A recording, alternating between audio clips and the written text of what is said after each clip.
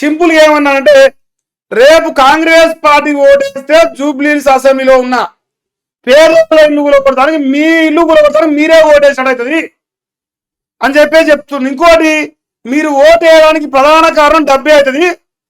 5,000 రూపాయలు కావాలన్నా ఇల్లు కూలగొట్టేది కావాలన్నా ఏది కావాలో మీరు డిసైడ్ చేసుకోండి. సో ఏది ప్రమాదకరం?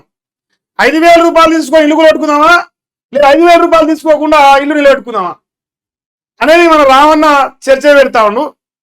తెలంగాణ రాష్ట్రంలో ఏ దుర్మార్గులు అయితే 21 నెలలకెళ్ళి ప్రధానంగా హైదరాబాద్ ప్రాంతంలో పేదలు ఓటరు వాళ్ళు రేపు ఎన్నికలకు వస్తారు.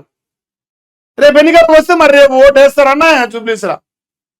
ఏమో మరి చెప్పలేము. మా ముస్లిం సోదరుల ఓట్లు ఎక్కువ ఉంటాయట. సో మరి మా ఓట్లు ఏమన్నా వేస్తారా చెప్పలేము. అంటే వాళ్ళ పార్టీ ముస్లిం వాళ్ళ పార్టీ అని చెప్పతిరుతారు. కాబట్టి నాకు వచ్చిన డౌట్ ఉన్నది. ఇప్పుడు కలవకుండా తారక రామారావు గారు చెప్పిన మీరు సమర్థిస్తురా లేరా నాకు చెప్పురే. నేనైతే సమర్థిస్తానా, 100% నేను సమర్థిస్తానా. ఎందుకంటే తెలంగాణ రాష్ట్రంలో కాంగ్రెస్ పార్టీ యొక్క వైఖరిని చూస్తా ఉన్నా కాబట్టి పైసలు లేకపోతే ఎన్నికలకు రారు.